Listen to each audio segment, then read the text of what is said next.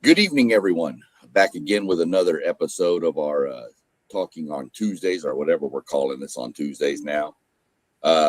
Just wound up dropping the checkered flag on my podcast, on my NASCAR preview. Now we're going to throw the ball in the air and tip it off. So we're going to look around, and we got a couple of good people here joining us tonight. We got Robert at WTP for Life. How's that going over in your world?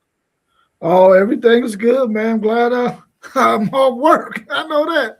Yeah, man, I'm having a good day today. Glad to be on the show this evening with you two fine gentlemen. Let's get it rolling. Good. Appreciate it. And then we got our man joining us down in the bottom who dominates every post there is. The high, the mid, the low. Sometimes I think the goal, but whatever he does, he dominates it. So how's it going over there post game?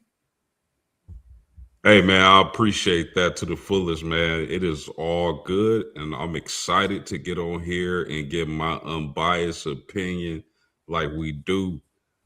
I appreciate y'all having me tonight. How y'all doing? I'm doing good. I'm geared up, ready to get on this vacation starting. So we're looking forward to it. But other than that, let's jump into some of this. We got quite a bit we can discuss here tonight. But first off, just kind of a random topic, kind of a opening speech here. What makes March Madness something that you're never disappointed by?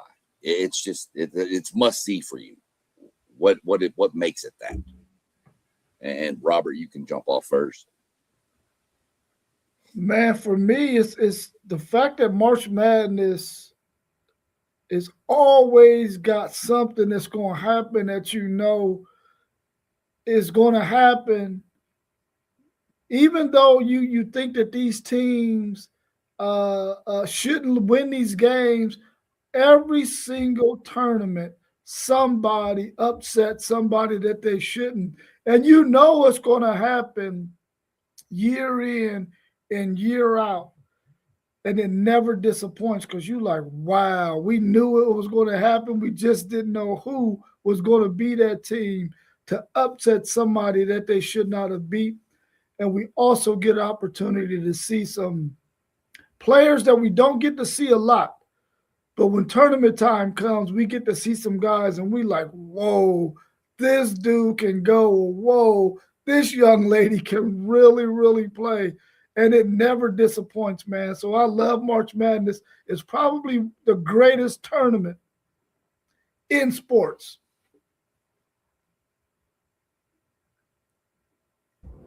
Yeah, great point, Rob. For me, it's like where do I start? Of course, the matchups. Seeing some of the greatest basketball players across the country compete, the fact that it's do or die, win or go home, adds that excitement element to it. Everybody wants to see that. But for me, the best thing is the engagement across the country, from people who love college basketball, from people who never watched a second. Everybody has a bracket. So I think that the engagement from the public, from the people, is the most exciting thing for me personally. But man, there's so many different ways you can look at that question and explain how it brings excitement. So for me, it's the engagement. For sure. We also have our man who needs to be renamed. His name's One Take Zaya. And I mean, sometimes I think it needs to be 2 or 3 take, but we're gonna let it slide with 1 take for tonight. How things going over there? We're good with it, man. How y'all feeling this afternoon? Doing good. We good. Yeah, hey, March Madness. I hope the NCAA don't mess with it, man, because if they get the, adding to it or taking away, I don't think it'll be the same. But I think it's such a good tournament because it's win or go home. You know, like it's like a real. I would say it's a less than 50% chance year in and year out that the best team is going to win. So that just make exciting sports, you know, because you never know what's going to happen. Yeah, 100% agree. My thing is partly what they, you don't have the Bryce Drew shot without March Madness. You don't have, as a homerism here, you don't have a Texas A&M storm back from 13 points down against Northern Iowa with 40 seconds left in the game. Those things only happen in March. And there's so many other things. I hate to bring it up, but that same year, Northern Iowa hits the three-pointer to beat Texas that, you know, from half court. Those things are forever ingrained in your memory. The Christian Laettner shot, those, you will never forget those moments. And it's because it happened in March Madness, not in January. So that's what I take out of it. All good points, though. And I do think it's the greatest tournament there is. Moving on down, talking the women's game here. You've got number 6 seed Notre Dame and number 10 seed Virginia. They're the lowest teams to make it through to the Sweet 16. In your opinion, who has the better chance to make it to the Elite Eight? Notre Dame squares off against Vanderbilt, really, really solid team in Micaiah Blake's. I think that's how you say her name.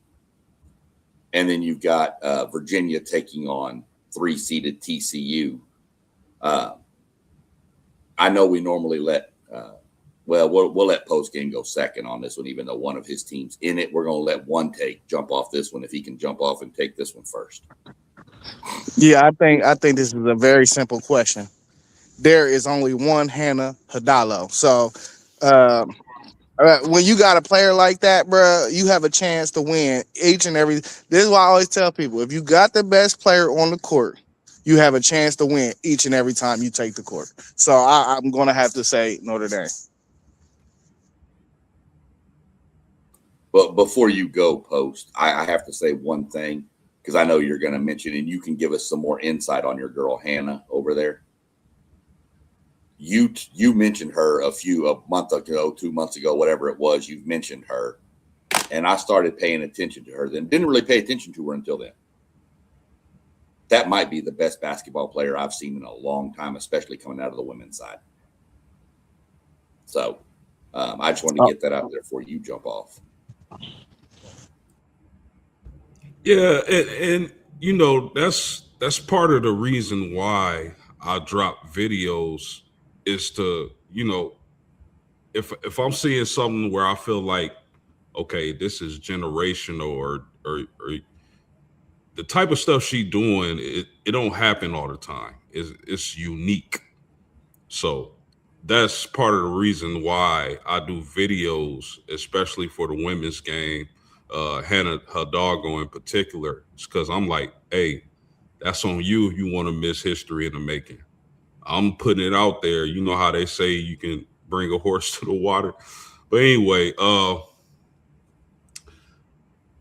I'm going to go with Notre Dame. I think they have a better chance to advance to the Elite Eight. But the way this bracket was set up, Notre Dame playing Fairfield, the best three-point shooting team in the country. Then at Ohio State, seeing a matchup with Jelani Cambridge, box office. Now we get to see Michaela Blake's and Hannah Hidalgo go at it. That's box office. That's must-see TV. If you a fan of basketball, you can't miss that matchup. That's like I'm a kid in a candy store. You dig? But I'm going to give it to Notre Dame for having a better chance simply because I think Zay said it. One team has Hannah, the other team does not. And we've seen this before in March Madness. Virginia is on a beautiful Cinderella run, but I think they go home against TCU. TCU has another elite guard on that team by the name of Olivia Miles, and I've made videos about her. She is the female version of Magic Johnson. I'm gonna just say that. But I got Notre Dame moving on. I got Virginia season ending. Yeah, I agree. I think Notre Dame has the best chance of beating Vanderbilt than Virginia has of beating TCU. I mean, when you got a player like Hannah Hidalgo and what she brings to the game, her relentless effort, man, you got to root for a player like that. I really like this Vanderbilt team, and I kind of wish that this matchup was maybe in the Elite Eight or maybe in the Final Four, because these are two teams that you want to see play further than what one of them was going to play. They're going to get one more game and that's it. But you would rather see them play 2 or 3 more games if possible. But I'm going with Notre Dame in this one. I think they're going to beat Vanderbilt, even though that Vanderbilt team, man, if they get hot from 3, they can be dangerous. And we've seen what they did to Texas early in the season or during the regular season when they put it on Texas. Really helped Texas change their season and be focused. So kudos to Vanderbilt for doing that for my Longhorn girls. But I don't think Virginia even has a chance of beating TCU. I think that's going to be a clean sweep on that. I'm going Notre Dame. I think after Post turned it on, that Hannah Hidalgo was just something else. And I'm kind of a closet Notre Dame female basketball fan because of the girl from Manville High School who went there, Brianna Turner. So I've kind of kept up with them a little bit, but got to keep up with them here. I agree. I don't think Virginia can beat TCU. This is going to be a really good matchup. Should it be happening in this round? Probably not, but it is what it is. So give me Notre Dame to advance. Next, we're going to jump off with, we've got a lot of in the women's game, a lot of your top seeds advance through pretty easily in the first few rounds. So now we're getting into the 1 versus 4s and 3 versus 2s. What lower seed do you see being victorious in these matchups? Obviously, we're not going to mention the games we just talked about with Virginia and TCU or Notre Dame, because those would be Notre Dame would be the easy one there. But out of the other matchups between your 1 to 4, 3, 2s, who you got upsetting? In other words, I guess. So we'll let Post game jump off with this one first. Yeah, this one was tough for me because I personally feel like all the higher seeds are going to win. But if I have to pick one, I'm gonna go with Oklahoma over South Carolina. South Carolina is great. I wouldn't be surprised if they won it all, but I also wouldn't be surprised if they lost to an Oklahoma team with Reagan Beers and Sanchez. So for my pick is going to be Oklahoma has the best chance of being victorious against a higher seed. Rob, I'm gonna go a different direction, and I think maybe Duke maybe has a good chance of beating LSU. I mean, it's a 2 versus a 3. It ain't like there's that much of a difference in terms of seeding. Just one position above, one position below. But I think that Duke team, they could possibly upset that LSU team. Now, that LSU team is playing pretty good basketball right now. And we've gotten to see those higher seeds really dominate in this tournament. And Duke was able to win their last game, which was a kind of a close one. I think that they got a chance to beat LSU. I think maybe LSU might be the team out of all of the ones that's between a 1 and a 2 that could possibly get got this Friday or Saturday. So I'm gonna go with that Duke over LSU. One take. You got any thoughts on that one? He might be tied up at work. Nah. Here I am. Hey, I'm going with Louisville. I think Louisville over Michigan because I don't see them other teams losing for real. Like LSU, I just think they're a better team than Duke. I think UConn is way better than who they play. They play North Carolina. Yeah. Yeah. Yes, that ain't nobody beat. UConn ain't gonna lose unless they in the championship game. But the only matchup I can identify is Louisville Duke for real. So I don't know. I think them other games, the higher seed is just pretty much better teams. Yeah, I mean, I'll take the only other game that involves a 1 seed because all the rest of them have been talked about. That Kentucky team can be sneaky. That Kentucky team can be very, very sneaky. They'd have to play perfect to beat Texas, but just to give some, really, that's the only game that was left that nobody took. So give me Kentucky. Like I said, they'd have to play perfect, and Texas is probably not going to have to play perfect. So we'll go that way. But I don't really see it, but I'd have to pick one I'd go that route just to not cover another game twice.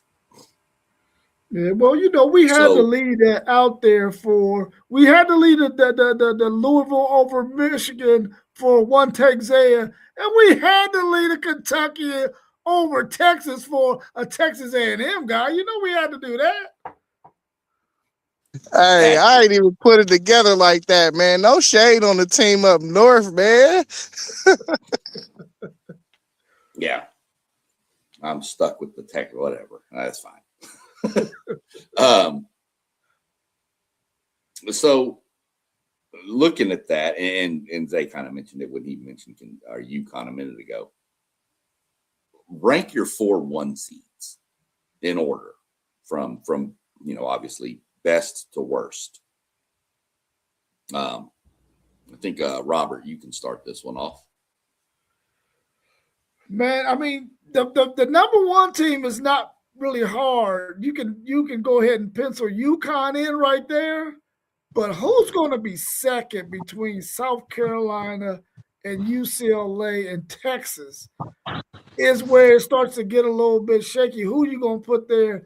I'm going to put Texas there because they beat South Carolina twice, and the only meeting and only loss for UCLA this year came at the hands of Texas early in the season. So because of that, I'm going to put Texas at 2. And I'm happy to be a Texas Longhorns fan, so I'm going to put them at 2. Then I'm going to put UCLA at 3, and I'm going to put South Carolina at 4. So I got UConn, Texas, UCLA, South Carolina. Oh, I'm stupid. I didn't mean to do that.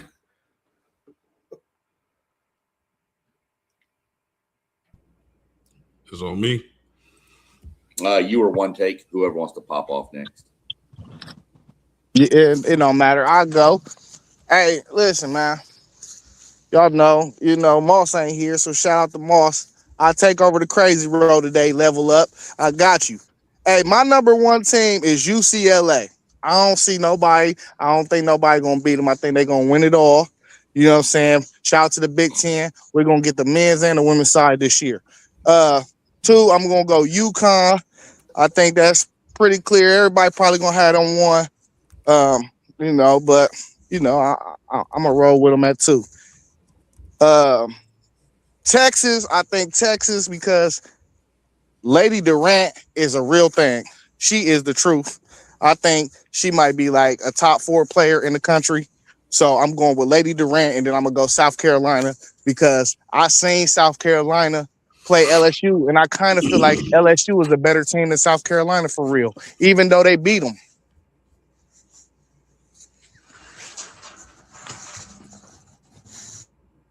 Yeah, I'll go at 1. I'll go UConn. Just Strong and AZ Fudd and Coach Gino. At 2, I'll take Texas. I really like Madison Booker, and she can completely take over the game on the offensive end. 3, I'll take UCLA, and 4, I'll take South Carolina. Yeah, I'm pretty much going to follow post game exact. UConn, UCLA, Texas, South Carolina. That's the way I see it. And I know Texas beat UCLA and South Carolina both, but UCLA looks so good right now. They could beat UConn. I mean, any of those times. UConn destroyed South Carolina earlier, but yeah, that's the way I'm going to rank them. So, anything else y'all want to mention real quick before we jump into the men's side? Y'all want to mention on women's March Madness? Any kind of takes? Post game, I'll open it up to you first here, or say whoever. Don't matter. Yeah, man. Hey, congratulations, post game, man. We should have made a bet, man, or something, man. You gotta get an Old State shirt or something, because Ohio State and Notre Dame been bumping into each other a lot. So we might need you. We might need you to show up in a Ohio State shirt one time, and I might need to show up in a Notre Dame shirt one time if it happened like how it happened. You know what I'm saying? Hey, I know we don't got story time today, but let me give y'all, if y'all don't mind, a quick story, because it's really funny you just said that. So I'm 18. I'm young, Of course, I've always rocked with Notre Dame. But for that particular night, I was with 2 of my cousins. I had an Ohio State football jersey on. And, I'm just trying to swagger it out. Everybody know I'm a Notre Dame dude. But anyway, I had an Ohio State football jersey on. And we riding around. We in South Bend. And we trying to figure out what we're going to get into that night. So we like, yo, let's go to the campus or at least the apartments, and let's go party with the Notre Dame students. So, okay, cool. We all in it. I'm not thinking correctly. Maybe I was under influence, maybe not, but I wasn't thinking correctly. And we get to the party. It's crazy. Everybody wilding. So we step out the car and we try to get in. And as I'm walking to the door, I'm wondering, like, why is everybody saying F Ohio State? Long story short, we didn't get into that party. I went in, I took the Ohio State jersey off, kept my tee on, and they still wouldn't let us in. Hey, what jersey did you have? Man, what jersey was that? I forget, man. That was a long time ago. That is hilarious. I know it was Ohio State, though. They probably wanted to burn the jersey off your back, bro. Bro, all you heard was F Ohio State. Crazy. Is there anything else I want to mention about Women's March Madness? Listen, with Iowa State being put out in the first round, I would keep an eye on Audie Crooks in that transfer portal. I really believe she needs to be somewhere with one of these elite guards. I would keep an eye on her as they, exited the tournament a little early. Man, this has been a dynamic men's and women. And I was thinking about this earlier. I know I said it on past podcasts, but I truly believe this batch of women basketball players, the WNBA's future is super bright. I personally believe out of all these players that you see playing in this tournament, some of them are going to be, a lot of them are going to be some of the best basketball players of all time. That's what I believe. Yeah, I'm glad you mentioned Audie Crooks, man. I think somebody's going to court her into hitting that portal for sure. the thing that bothered me, man, I seen USC get their doors blew the heck off of there, man. And I'm thinking to myself, man, I wanted to see Juju, bro, so badly. Because I felt sorry for that USC team getting done like that. I think they got beat up by South Carolina. And we all know that if Juju was there, that ball game would be a lot more competitive. You know, South Carolina might have still won the game, but to not be able to see Juju a whole entire season, bro, just isn't fair, man. Just isn't fair. So I would have loved to have seen her in this March Madness to see what she could have willed that USC team to do in this tournament. Hey, Rob, let me say this.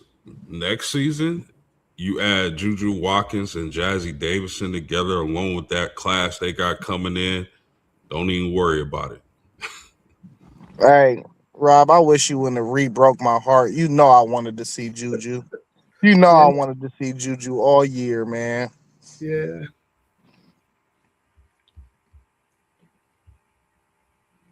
You got anything else there? Nothing? I'm already heartbroken. You're heartbroken now, so you're done. Huh? You're just gonna sit in the dark and just cry. It's there's not a whole lot more to say about it. I just think it's been one of the more entertaining women's brackets, especially than it has been in recent years.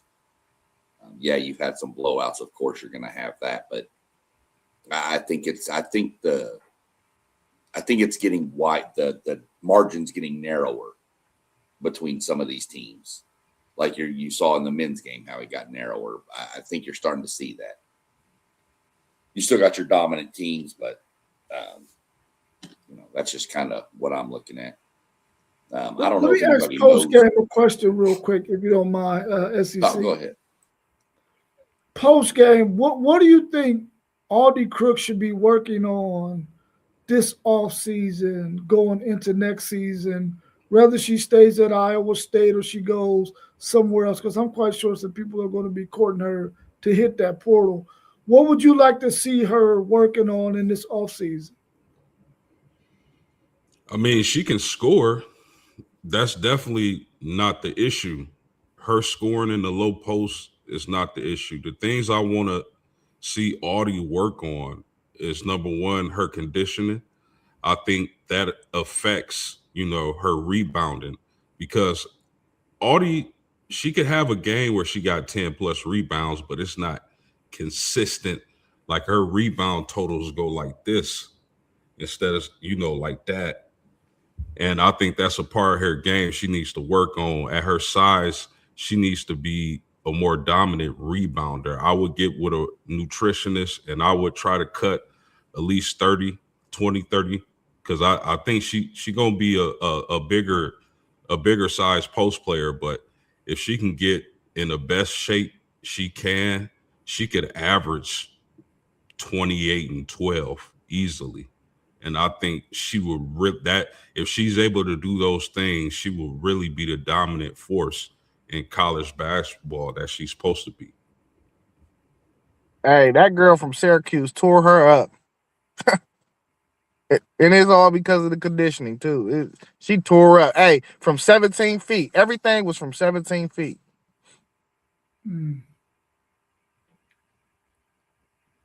Well, we got some people jumping into the comments over here. We'll hit these real quick. Don't know exactly if anybody knows who this is or how to pronounce this, so we're just going to go with Kumar 8710. I'm not even going to try. I don't want to mess up your name. We appreciate you watching. Looks like they got Vandy winning it all on the women's side and Purdue on the men's side. That's their pick. So, we appreciate your picks and you joining in and tuning into the show for sure. And then we got Craziness has joined the chat. Level Up Sports. He's cheating again on our ranking of the top 4 schools. He went Texas. Then he went UConn, and UConn are both 2 and 3. So UConn's cheating. They're getting 2 schools. And then South Carolina 4. He didn't even say UCLA. He said the Big Ten ain't worth it. That's what he straight up said. That's not even good, man. No, we appreciate it, Moss. You know I got to give you a hard time. And then he kind of agreed with y'all about the WNBA are going to be some amazing games to see next year when all these people start hitting it. So appreciate it. He mentioned also liking and subscribing. We appreciate, again, everybody who's tuned in. Anybody who watches the replay, just like, subscribe, come join us. Drop your comments in. We'll talk anything y'all want to mention in the chats. Even Moss, Level Up Sports, we even answer his questions. So moving over to the men, we'll let Rob go last on this one. We'll let Zay jump off here. Texas versus Purdue. Can Texas pull up the upset, and what percentage do you give them to do it? You know, the percentage thing, I'm a gambling man. So, you know, the percentage thing, they probably say they open up at like 40-something percent, 43, 44%. I think Texas can beat these dudes, though. I've been saying it for 2 weeks now. Purdue always lose to somebody they ain't supposed to lose to. And I don't know, but Smith, the point guard, he ain't been playing his best. He ain't really been taking care of that ball for real like he typically do. He had 8 turnovers in the last game. So, I mean, if Texas, like I said, if Pope and Mark can hit timely 3-pointers, and you get Swain, he gonna stuff the box score. And you know, Rob always mentioning this big guy and him staying out of foul trouble. Texas can play, bro. They just got to show up and play. And Texas got size, like it ain't like this ain't like no fluke either. Like they got a true 7-footer, the guard play been good, and then you got a wing. That's a perfect recipe for a team to be good in March Madness. So I actually think Texas is gonna pull the upset for real. Just because I know Purdue got this track history of losing games they shouldn't lose. Yeah, you're absolutely right. Purdue does let a lot of people down when it comes to March Madness. I like this Purdue team, man. A lot of people had them preseason number 1, but I also like this Texas team. And Texas is the classic case of a team getting stronger and stronger. And about time that Madness tournament starts, they clicking. They playing how they should have been playing all season. And I believe that this is a game where Texas's athleticism and speed could give Purdue a lot of issues. And if that happens, I think Texas marches on. They keep on dancing. So I would say this is like 52%, 48% Purdue. I still think Purdue is the slight lean, but if Texas play how they've been playing, and like I said, the athleticism get to Purdue and causes them trouble, Texas is going to keep dancing.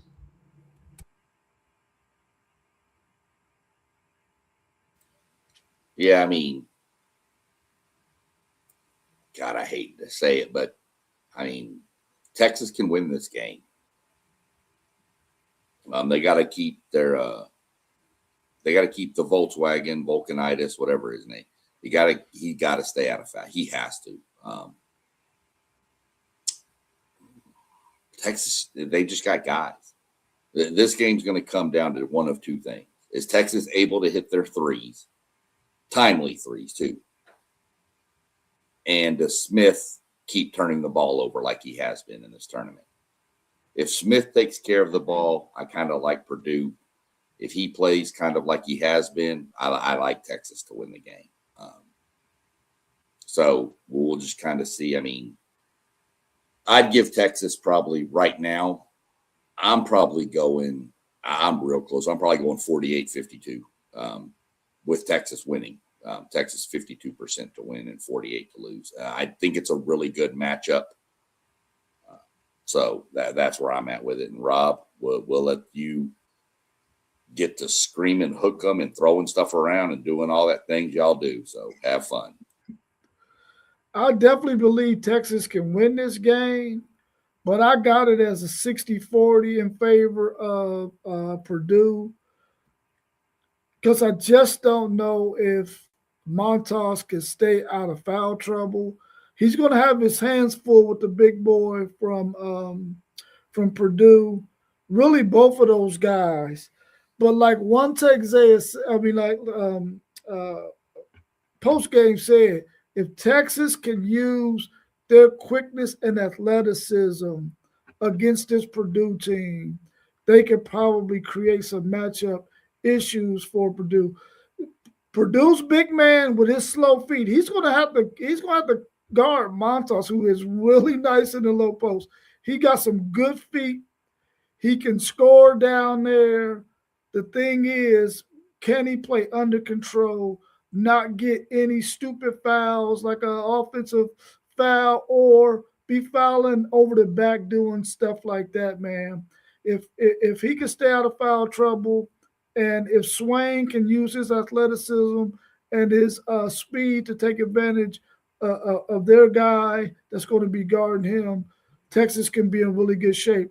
Like one take said that, but Pope and Mark, they got to make their shots, man. They got to make their shots.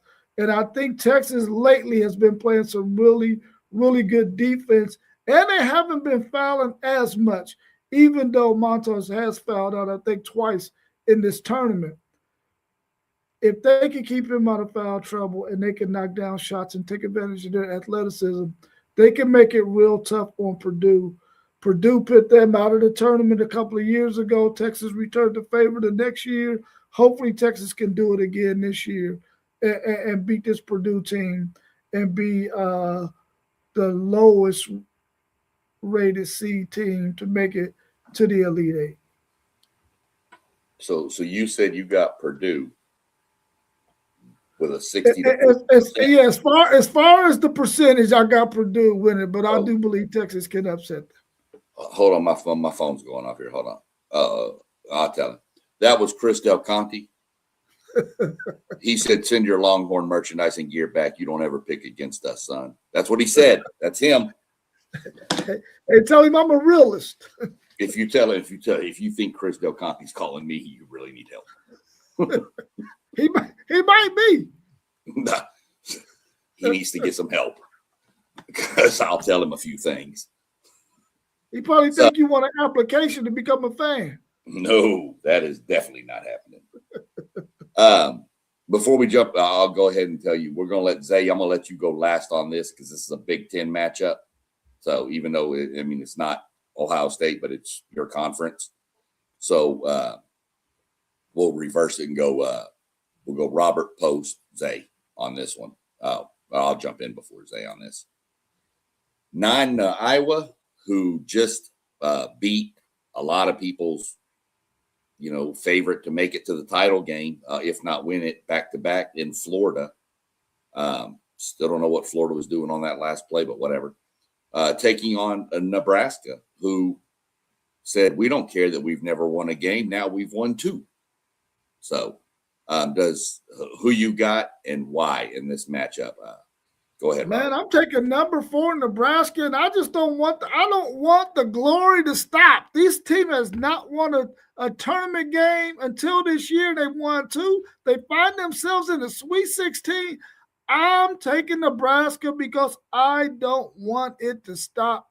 I want them to beat Iowa and make it to the Elite Eight. I think they can. They've been battle tested in this tournament. They've proven that they can win against some good competition. I'm taking Nebraska over Iowa. I believe Iowa is probably going to be still riding high off the fact that they beat a number 1 seed in Florida, a team that I don't think anybody in the country other than Iowa fans expected them to win. And I think they're going to come in there and be a little bit flat, and Nebraska's going to take advantage of that. Yeah. How about the Midwest representation in this college basketball tournament with the teams left? The Midwest has a lot of teams, Nebraska and Iowa being 2. I got Nebraska in this matchup. I just like what I've seen from them thus far. They're a really scrappy team. They make like hustle plays. They like out hustle you. And you add the fact that they are really good at shooting 3-pointers. So I lean Nebraska in this team. I think Iowa is going home and Nebraska keeps dancing. Yeah, I'm going Nebraska on this. I'm curious when the pressure is going to get to them because I know it's coming for a team that's never been here. I think they have the right coach, though, to kind of curtail that and let them, look, just guys, go play. Just have fun. Go play. You hope there's no letdown that they don't have to face that Florida team. And they're like, oh, it's Iowa. We've already beat them. Well, you can beat a team once. You can't always beat them twice. So I do like Nebraska in this matchup, though. I think Nebraska gets done, moves on to the Elite Eight. So that's where I'm leaning with this. And the floor is yours, Mr. Big Ten. Yeah, I'm like Rob, man. This the new Cinderella out here. You know, this is the Cinderella stories we got nowadays. So I'm rooting for Nebraska, but I think these teams are super like even for real. It like this game gonna go either way. It's like whoever the basketball guys choose, I feel like is how this game gonna play out. But I think Iowa gonna win. I don't know. I like that Sturts kid, man. That Sturts kid is nice. So, and you know, Iowa beat Nebraska a few weeks ago on their home court. I think that's gonna carry over a little bit, that confidence. So, yeah, I'm gonna roll with Iowa. But did Nebraska beat Iowa too? Yeah, Nebraska beat Iowa, and they both At beat each Iowa. other on their home court. Yeah, they both beat each other on their home court. Yeah, that's what I thought. I knew they had played once for sure. I wasn't sure about a second time. I thought they did, but yeah. So should be an interesting matchup. This one we're going to roll with this question. We're going to we'll let Robert. We'll go Zay. Actually, we'll go post Zay Robert on this one because it's an SEC school involved. So we'll let Robert, and then I'll go after Robert. So you've got number 4 Arkansas and 1 Arizona. Will Darius Acuff Jr. need 30-plus points, or will the rest of the team have to play out of their mind special to win this game? Yeah, man, great question. But they're going to need both. They're going to need Darius Acuff to have a special performance, 30-plus points. And the other guys got to show up too. This is the real deal. This is the full course meal.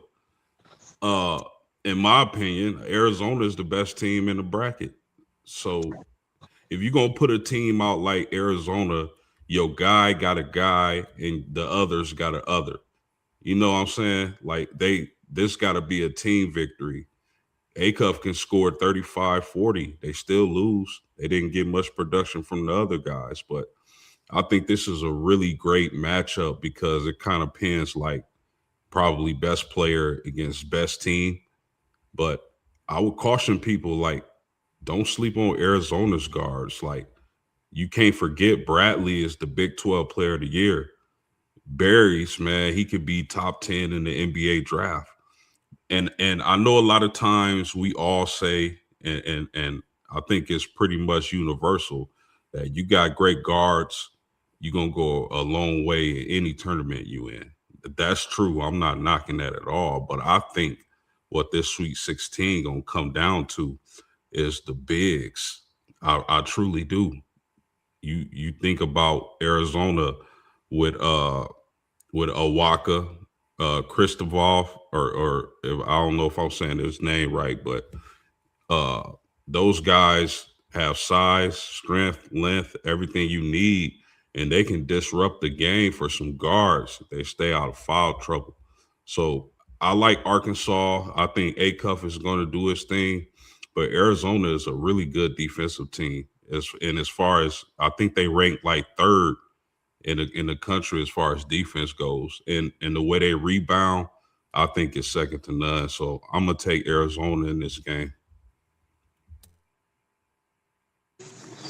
Man, I'm going with A-Cuff and them boys. Hey, listen, this is gonna be the best game of the whole slate, in my opinion, because I think you got the hottest player in the country versus the best team in the country. Now, this the thing though. Arkansas, Arizona, I like what postgame said. We know about the guard play, but I definitely agree. I think this is going to come down to whoever bigs play better, because Arizona, they got them footers over there, you know. But if we can get everything we need out of Brazil, and then they got the other dude supposed to be coming back, which he a senior too. So, you know, that added experience is going to be cool. I just need him to play about 15 minutes and come out there and give us some good energy minutes. But if them two dudes can play and do something with Arizona's bigs, I think A-Cup he gonna bring it home. He one of them dudes that at the end of the game, if it's close, I'm putting my faith in him. You know what I'm saying? I'm putting my faith in him. I'm rolling with him every trip. Yeah, I feel like it's going to take 30 and a special 30 points from Darius A-Cup and a special role from everybody else on this team in order to beat this Arizona team. I think they're the best team in the country as well, like many of you think. And I agree with you one take, Zay. If this thing is close, coming down the stretch in the last 2 minutes, I think what we're going to see is Darius A-Cup put this team on his back and will them to a win. I got Arizona winning it, but if it's close, I'm going to flip over to Darius A-Cup in Arkansas because I think this guy is going to will his team to a win. If it's close with 2 minutes left and they're only down 2 or 3, I think he can will this team to a win. And that's going to be the key for Arkansas is to keep this thing close and then in the end make plays. But the key is they got to keep it close because Arizona can get up on them in double digits and go ahead and coast the rest of the way and win this thing by double digits. Yeah, I'm real interested in this. I agree with it. It's going to take both. A-Cuff's going to have to do what A-Cuff does, but you've got to get these other guys have got to do something. They can't just, you can't have A-Cup score what against Bama. He put up, what was it, like 49 or 56 or something against Bama, but they lost because he didn't really have any support to carry, to help. Y'all can answer this too if you think, but as far as roster, up and down the entire roster, I think this might be the most athletic team Arizona's faced. This team is super athletic at every position. And I know Houston's got some guys and some other teams they play, but man, they got dudes that are just athletic. So, I'm actually going with Arkansas in the upset. I'm going with Arkansas to pull the upset. I think it is going to be a close game, and I think A-Cuff does something down the stretch that just makes everybody go, okay, and supplants himself as the number one pick, if he hasn't already. So I don't know if y'all have thoughts on, is this the most athletic team Arizona's faced? I mean, just pure athleticism. Yeah, I don't know if y'all have any thoughts on that. That's just kind of my take on it. No, I wouldn't be surprised if this was the most athletic team because, I mean, their athleticism, that the whole SEC this year is like, man, they got freakish athletes everywhere. So I would not be surprised. I would have to go through their schedule, but I wouldn't be surprised if Arkansas was the most athletic team they faced this year. Yeah, I didn't look at their whole schedule either. It just crossed my mind. I mean, Arkansas might be the most athletic team anybody plays ever all year. But very good, huge, great insight onto that, looking at some of the matchups there. But moving on to what I feel like could be the best game in the Sweet 16. with a massive, beyond massive home court advantage. You have Illinois dropping all the way down to that steam bath in Houston, Texas to face the Cougars of Houston. Whoever wants to jump off first, pop off on this one. There's a lot of takes on this game I'm sure we're going to have. This is a phenomenal freshman matchup here. But between the two freshman guards, though that's going to be something to watch. So anybody jump off, pop off on this one. Rob, you actually go last because this kind of is one of your teams with the Illini there. So posters, whoever wants to jump. Hey, you said this game is in Houston? Yep. Oh, that's grimy. Well, that's what. So the winner of the Texas A&M Houston game was going to get to play in Houston. So either way, one team was going to have a huge home field advantage because A&M is an hour and a half away from Houston. So it worked out perfect for A&M to fall into that South bracket. It didn't work out perfect with the outcome with Houston, but if you looked at the bracket, it looked good. But yeah, it's in. I want to say the Toyota Center. I'm pretty sure is where it's going to be played. Yeah, man. This is a differential and stylistic fight right here. You know, both of these teams is very, very good teams, very well coached teams. But I think my homerism is taking over. I think the best teams is in the Big Ten this year. So that being said, I'm going Illinois. I think, I think it's going to be a high scoring game, but I think they're going to hit more threes. I think that's what it's going to come down to, the three ball. Whoever hit more shots. There's shooters everywhere on Illinois, but Houston got shooters everywhere too down there. So but like you said, Sean, these point guards is crazy. This point guard matchup is crazy. So Flemings and Wagler, I don't think nobody can guard. I don't think nobody can guard Fleming. Man, it's a tough game to pick though. But just with my Big Ten homerism, I'm going Illinois because I really don't even know who to pick in this game, honestly. Cool. What must each team do to pull off the victory? Well, for Houston, I think they gotta come into this game doing what they've been doing for the last 2 years. That's being really physical, playing great defense. They got one of the better coaches in America, and Sampson. I remember him back in the day at Oklahoma. But they just got to be the more physical team. I think Illinois struggles with physicality. I mean, we've seen that with Michigan. And I really like Sinek and Tugler for Houston as their big man. We all know about the three guards Houston has. That's going to be a very fun matchup. For Illinois to win this game, they're going to have to be physical. They can't be bullied. Stojakovic is going to have to hit threes. Wagler is going to have to play like a lion. They cannot turn the ball over. If you turn the ball over against Houston, you can look up, it'd be 33-67. So they have to match the physicality and not turn the ball over and make the shots that they normally make. And absolutely, I'm gonna say this. I know it's low hanging fruit, but rebounding, man, I'm telling y'all, rebounding makes the difference. If you can rebound against you got a chance to beat anybody. So those are the things that those two teams have to do. I got a slight lean towards Houston. I just think their experience, their coaching, the way they play ball, man, and them making that run they did last season.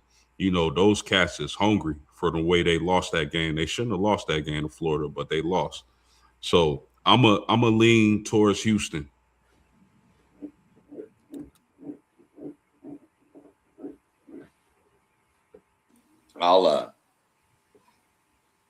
One thing I noticed with Illinois is the way they run their offense, they're going to get open shots.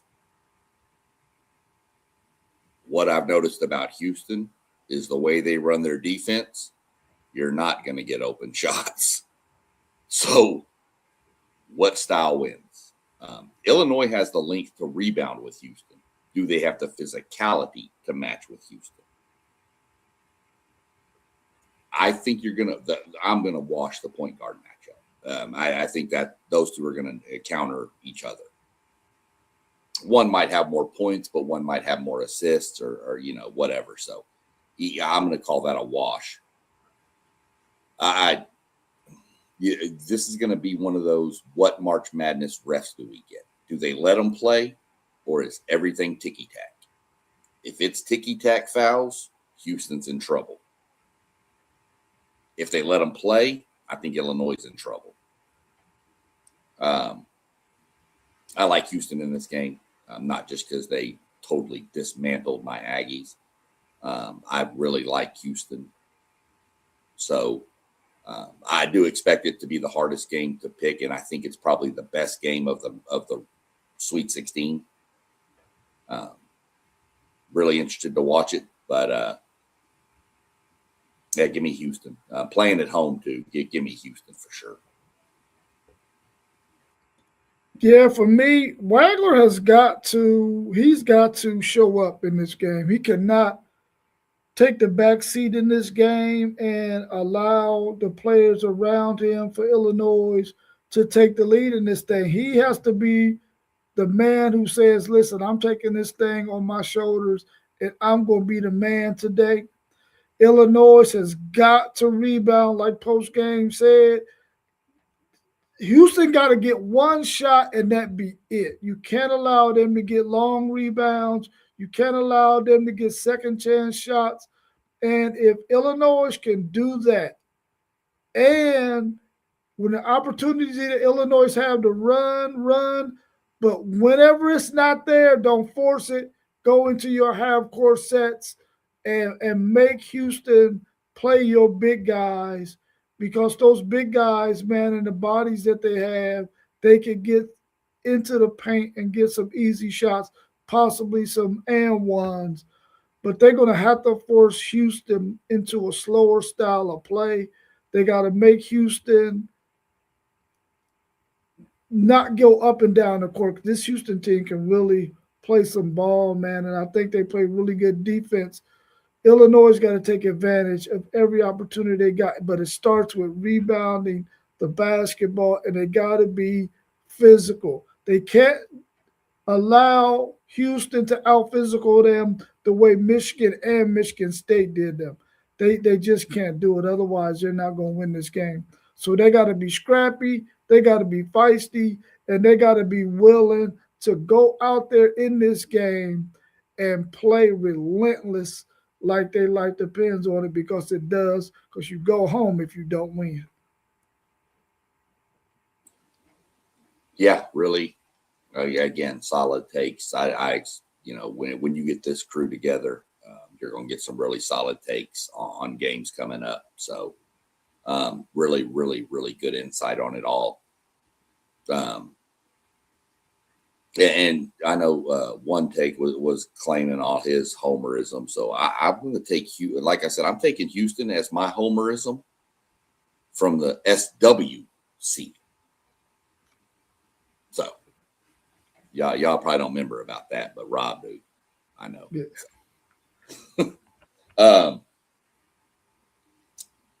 Y'all, we'll go around the horn with any updates you might have from your football team this spring.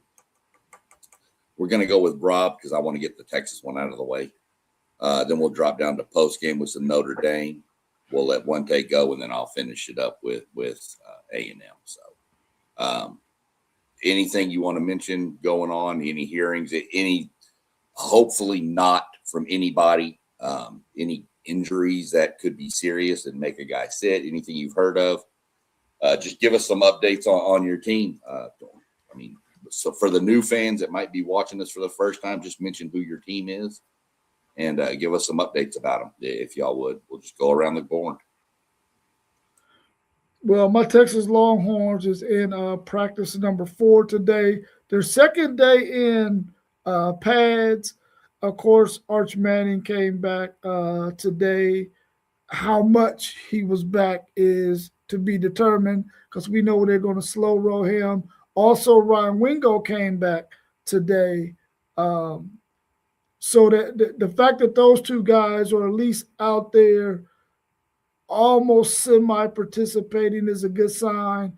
You don't want them to push it too hard because you're going to need them for fall ball, but you at least like the fact that they're out there being able to be with the rest of the guys and doing some of the things that they're doing out there as well. The thing that I like the most is that the young guys for Texas are actually getting that work in, and it really shows how important it is now when you play any college football. You got to get on that campus as soon as you possibly can. Getting there in the summertime does you a disservice if you can get there during the winter session or spring session, however they determine it. When you get in there to that second semester, you want to be there on campus so that you can be there during spring practice.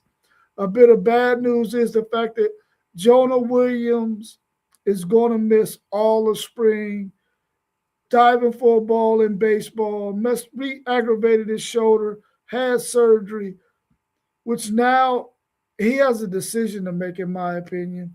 You're either going to have to decide you're going to play baseball or you're going to play football.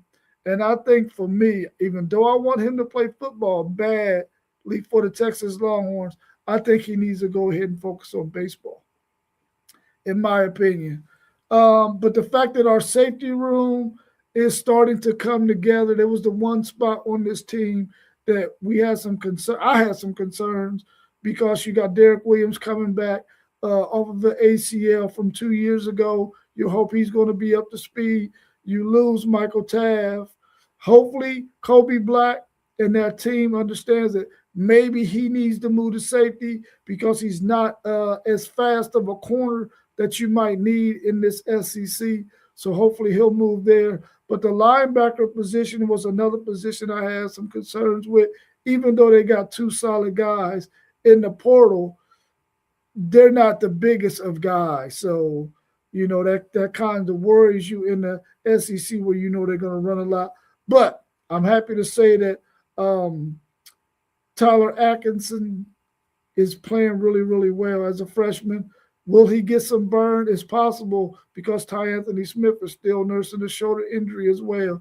So he's out during the spring too. So a lot of these young guys have an opportunity to get out there on the field, which is the thing that I like the most because you got to have depth when you feel like your team can play 16, 17 games in a season if they make the playoffs, which I believe Texas has a good chance of doing with the veteran experience that they have and the talent that they have.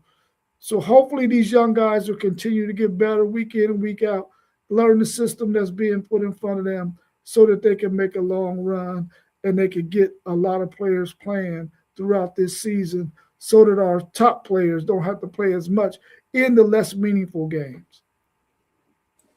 Real quick before you jump on Notre Dame post game, I want to mention something to Robert. I saw that kid play football and baseball. Williams down at Galveston Ball. First game of his senior year was against the team Manville, where my son went, and I watched it, and that kid dominated us. But he's a much better baseball player than he is a football player. He could out-athlete some high school players back in the conference in the division they played in Texas. But once they hit the big dogs of high school football in Texas, he was shut down. He's a phenomenal baseball player. In my mind, he needs to stick with baseball. But I agree.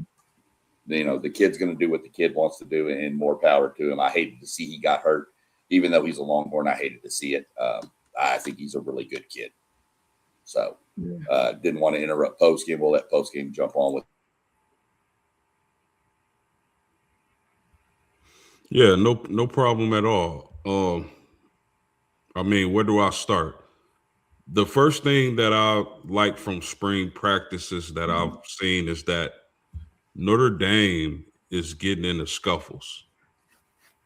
You know, I like that. I mean, I'm sure you won't see this heading to the fall, but being that it's spring, you know, they out there competing. You normally don't hear this from Notre Dame. I know I haven't growing up being a Notre Dame fan, but fighting and scuffles in practice, getting heated, that's how Marcus Freeman likes his practices. The depth on the defensive line is really standing out. Rodney Dunham, the 5-star freshman, is making plays thus far. We know about the transfer from Oregon, Tion Gray, the transfer from Pittsburgh, Francis Brew. You add that, they got monster depth and depth that I haven't seen in my lifetime at Notre Dame currently. So I'm excited about the defensive line. When you add that with the secondary and the linebackers, that could be a really special defense. But Mylan Graham, the transfer wide receiver from Ohio State, even just running routes, that dude looked different. So I'm excited to see him and CJ Carr build that chemistry in camp. Also, Porter is out. The other wide receiver transfer from Ohio State, I think he'll be back in the fall. Tay Johnson at safety just looks different as well. Before I move to safeties, wide receivers, man, Larry Fitzgerald's son, Devin Fitzgerald, I'm gonna just say this: he a freshman. The genes is there. The eye test is passed, and I think one take Zay asked me maybe a few months ago, what freshman do you think is going to surprise? And that's the name that I brought up. But as far as safety goes, Tate Johnson, and we all know what Tate Johnson did when he was inserted into the lineup, like the second or third game. That Notre Dame defense changed. It's different when you got a safety, and I'm pretty sure Ohio State fans can attest to this, but it's different when you got a safety that can lock down a segment of the field. Like we know better to go that way because we know it's going to happen. So Tay Johnson at safety is really fast, really athletic, and he looks like he got the goods, but I already knew that from last season. Offensive line, you know, are we going to see Charles Jagasaw? We heard about the devastating injury he had last season. I think an RV or something like that. He fell off. Man, he on like his third, fourth, fifth surgery. So at this point, I'm just praying for that young man. You know, hopefully he's able to get back this season, but that's not a guarantee. The offensive line was, you know, they trying to figure it out. You know, you got Will Black at left tackle now. They moving Anthony Knapp in the left guard. So for the offensive line, for me, is going to be the biggest dictator of success for Notre Dame this season. If they can have a top 3 to 5 offensive line coming into the season and playing that way through the season, through the duration of the season, I like Notre Dame's chances this season. So some really interesting things coming out of camp, and I'm excited, fellas. Yeah. You know, we got to get on the Ohio State University.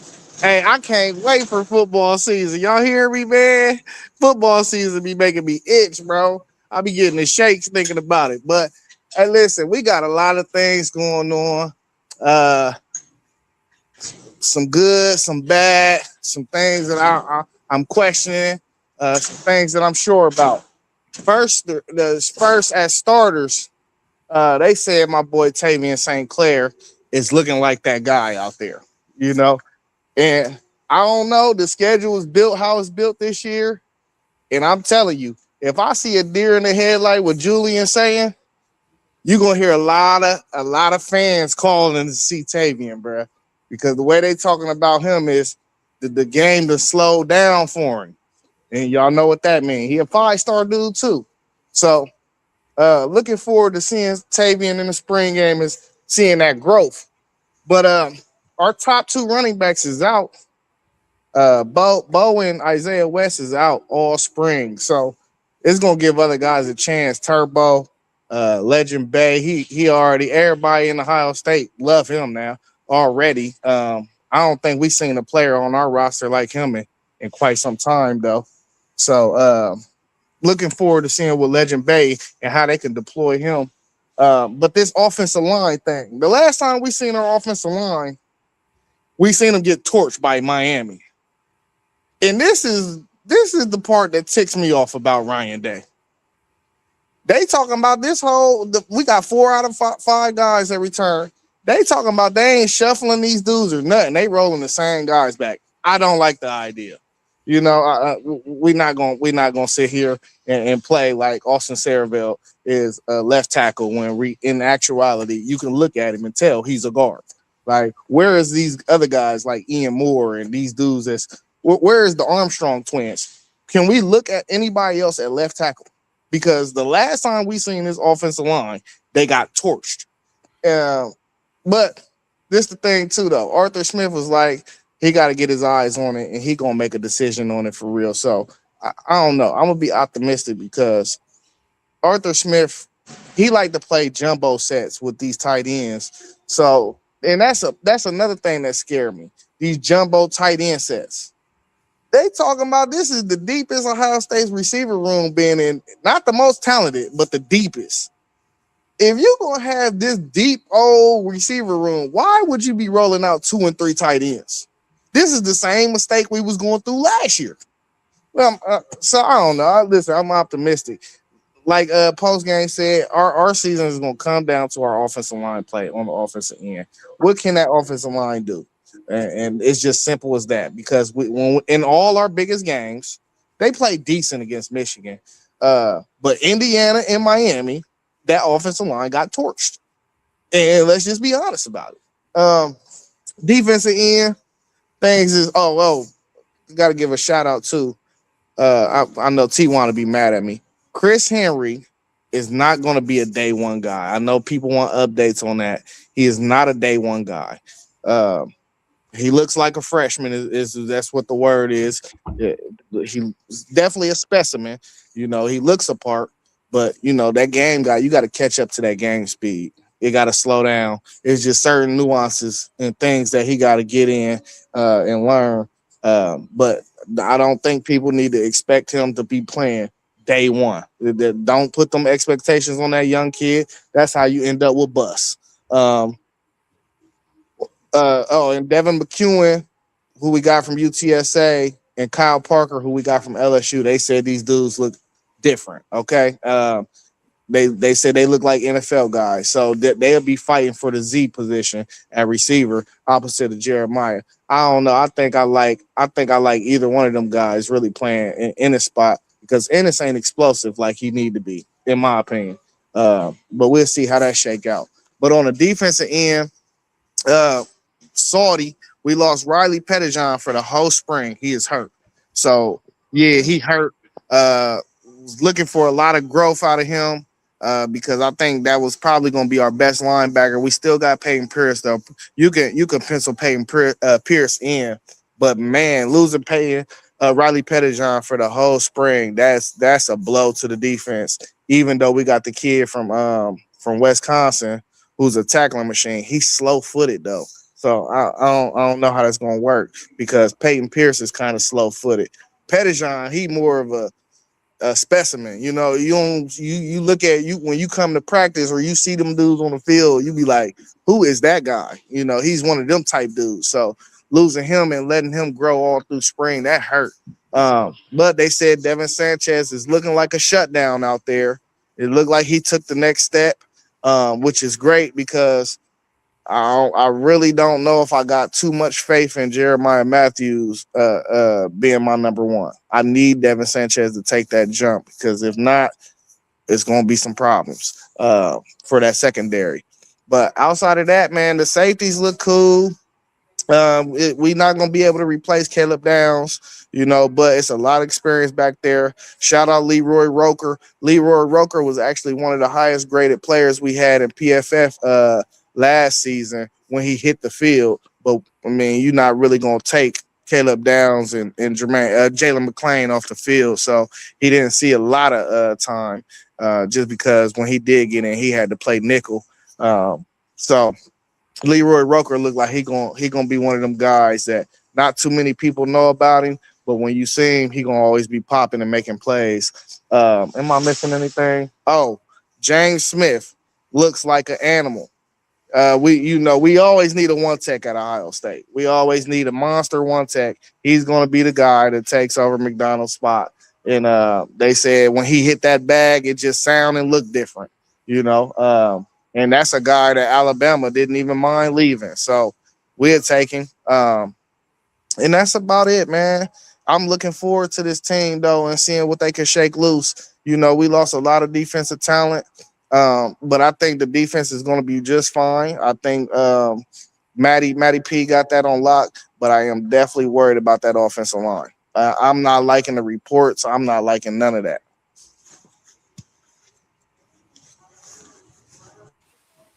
All right, good stuff from everybody on their team. I'll just hit real quick with Texas A&M. We've got a few people that are out, not necessarily out for all of spring, but they're taking it cautious with them. Dalton Brooks, our safety. Jerome Miles, who I'm really concerned about this kid a lot. And Des Ricks. The starting Des Ricks is going to be cornerback one. That's a given. Brooks is just kind of more precautionary. He's been there. This will be his senior year. It's more kind of just keeping the body fresh, I think, with him. Jerome Miles is a phenomenal wide receiver. He blew his knee out, I want to say running track in Utah his senior year in high school, and of course missed all of last year. And I think they're just babying him, but everything I've heard is he should be good to go by fall for sure.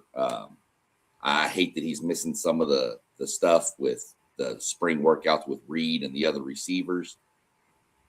But everything I'm hearing is trending that he's going to play some in the spring, just very, very sporadically. But everything I've heard is he's in good spirits, and everybody says the kid's a freak when he's out there on the field. And that was a concern of mine with A&M. With I know it sounds crazy with our receiving needed an upgrade. But yeah, we had Concepcion and Craver, who were phenomenal, but they were the same receiver. Smaller, fast, make you miss, take it to the house. We didn't have the big body that you could, hey, we need a fourth down fade in the corner of the end zone, go get it. We didn't have that. We got the transfer from Alabama, Isaiah Horton, who is looking amazing. That kid looks like, what's going on with Bama? You're letting people just leave like this, whatever. So we're glad he did. My big concern for us is twofold. It's the same as others, offensive line. We were a very experienced offensive line. We were good. Didn't necessarily get shoved around a lot, but had trouble opening run holes, especially in games against a good D-line. Texas, Miami. We couldn't get the running game going against those teams that we needed to. So brought in 4 new starters on the offense, all SEC guys.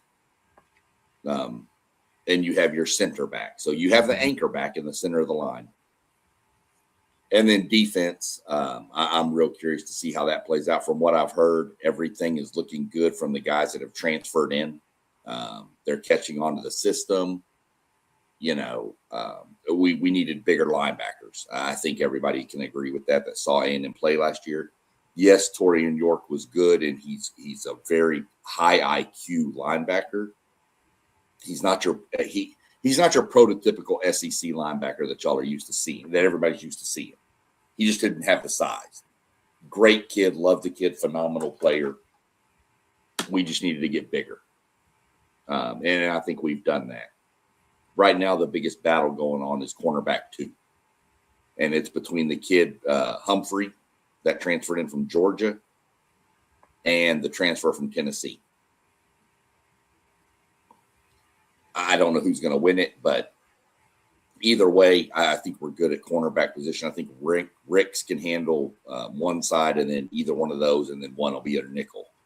So, and then you could even flip them if somebody's got a little tweak. You wouldn't really lose a lot for your cornerback too. So kind of where I'm in, not too worried about the safety position. I think we're pretty good at safety. Watching O-line and D-line for the rest of the time. But everything I seem to be hearing coming out is the O-line looks to be gelling together pretty well, actually, for 4 new starters. So we'll see what happens. I do want to give a shout out to Coach Mike Elko. A couple of years ago, Texas A&M had a defensive line coach, Terry Price. His son, Devin Price, went to high school at A&M Consolidated, great receiver at A&M Consolidated. Terry Price was one of the best guys. He was famous for his little barbecues and swimming parties with the recruits and stuff, cooking all these briskets for him and stuff. He passed away a couple years ago, right before the season started. Mike Elko reached out to his son and brought him onto the staff. So tells me a lot. I mean, not he's a good guy too. He knows ball, obviously, but for Mike Elko to reach out and give a kid a chance to kind of start making his college path says a lot about the man that Mike Elko is. And I don't think anybody on here could say anything bad about Mike Elko. I know post game raves about Mike Elko.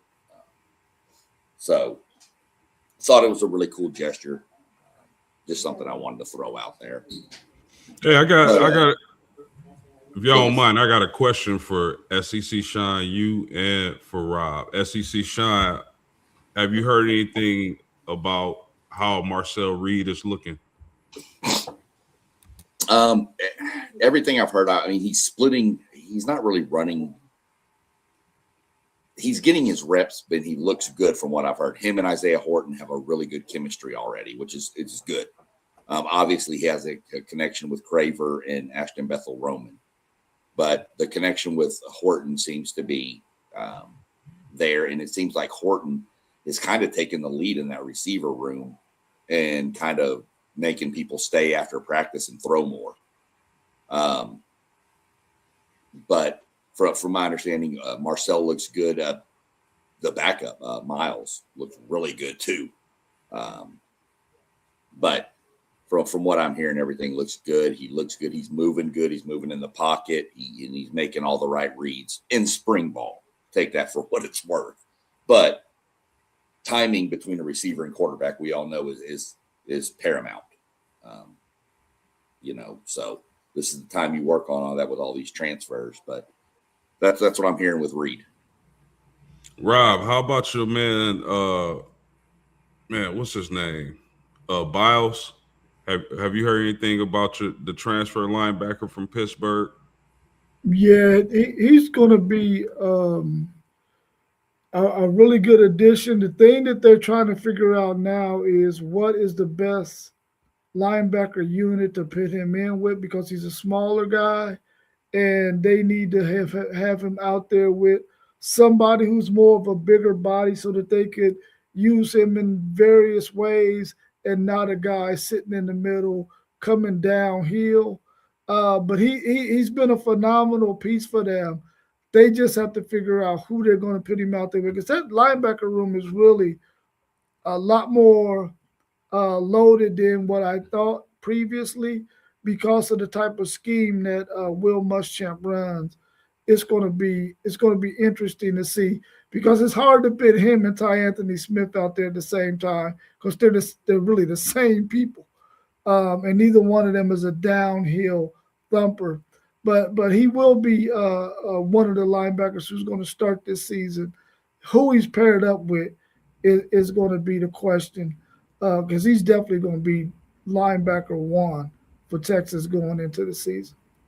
Do y'all run a 4-2 or 4-3? Do y'all have 3 linebackers or 2 linebackers in a nickel? They're going to run something similar to I don't want to necessarily say a 3-4, but what's the name is going to be playing linebacker. Colin Simmons is going to be playing like a linebacker, bro. Yeah. Hey, we're gonna abuse them slow linebackers. You hear me? You said what? We're gonna abuse them slow linebackers. Get your Ohio State shirt ready again.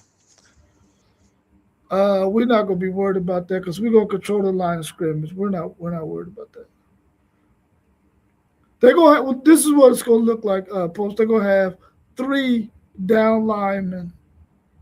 It's probably gonna be Harold Canoe, Ian Jaffard, and Alex January, and a combination of Alex. Of course, Colin Simmons is going to be out there, but it's going to be almost like I said, like a 3-4, similar to that. But they're going to probably spin big. The safety, Jelani McDonald, will probably come down and play the star position, which is in the slot to help with run support.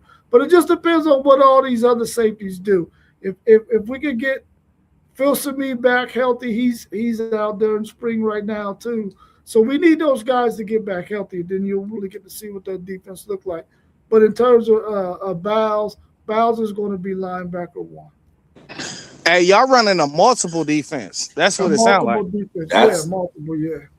If I'm not mistaken, Kirby likes to run a multiple set. There's no design 3-4-4-3.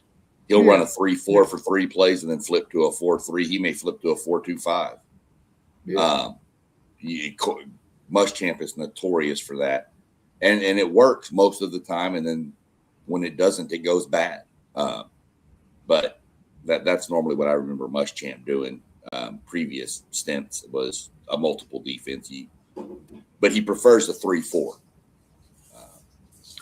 Our corners just have to be able to play man to man. You won't see them doing what PK had them doing last year. They're gonna play a lot more man to man or matchup zone, that kind of stuff. So they won't be 20 yards off of a guy when it's 36. That's for sure. What them corners looking like? Our corners are going to be really, really good. I mean, of course, we got Bo Masco is going to probably be starting that one. And right now, the decision is what are they going to do with what's the corner's name? The freshman from last year. I can't think of his name right now. But if he's going to play corner, or is he going to play in the slot? But our corners are going to be all right. We're going to be all right at the corner. Hey, all right. I'll leave the trash talk for work tomorrow. Someone say you're gonna start already, man. We in March, bro. We got a ways to go before that game. Hey, listen.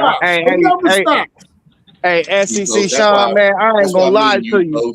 Even if we was playing post, I wouldn't even be yet. I'd just be like, hey, man, let's just see what happens. I'd be really calm with Notre Dame. I don't like to talk trash when my team plays somebody like. You like to talk trash every other time, though. That's right. One thing I want to say about the defensive thing y'all were talking about was I hope Mike Elko finally gets the players he needs in there to get out of that damn 4-2-5. I hate that defense. When he was at A&M as the DC, Mike Elko was running a 4-3, and A&M had a great defense. He got there with what he had on the roster when he got there.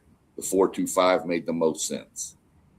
I hope we're getting to where we can get away from that, but we'll see.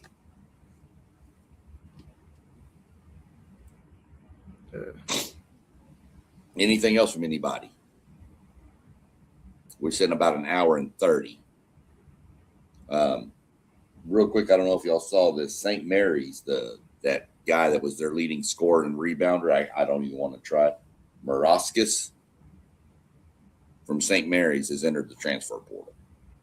Oh yeah, and Hubert Davis got fired. Yeah. Oh, he did. Yeah. Well, and I don't know, Zay, maybe you know is it Shelsted or Shellstead? Anyway, somebody they played at Oregon. They're entered the portal. Oh yeah, that power forward dude. I know who you're talking about. So, just a couple of quick little portal notes. Other than that, your Columbus Blue Jackets are winning tonight, so kudos to them. Still got the push running for the playoffs. Nothing else from anybody? Oh, Rob, you want to go ahead and give all your info out about your websites and everything right there?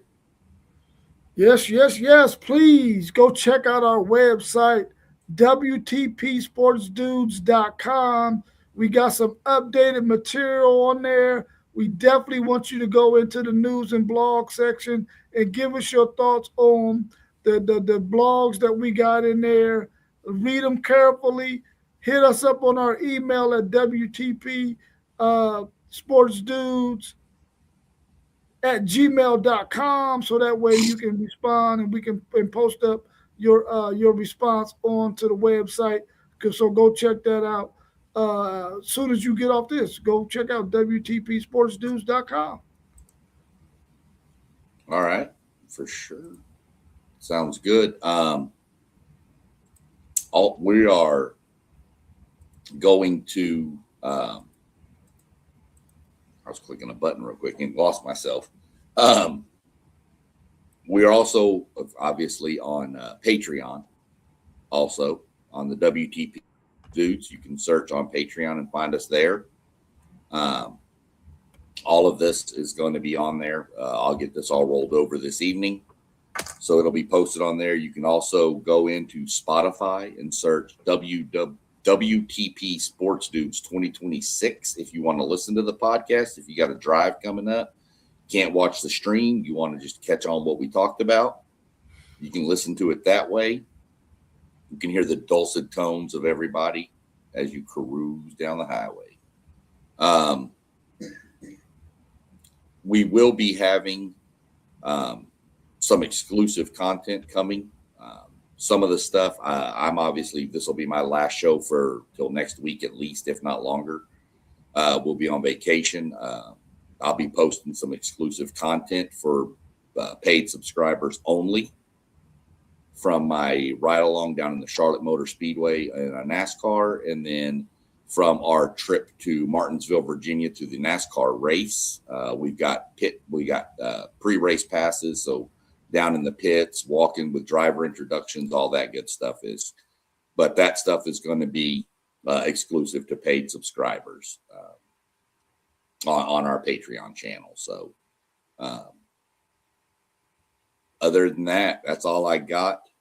Like I said, I'll be back in probably a week and a half, 2 weeks, but I'll be keeping up and tuned in and making sure Zaya don't try to run over or Moss don't go crazy trying to pick the University of Pennsylvania to win the National Baseball Tournament, the Baseball World Series or something. So we never know what he's going to do. So other than that, gentlemen, it's been a good evening. Not to bounce things off each other. So as we shut it down every time, like we always do, we'll just tell everybody, peace. Peace.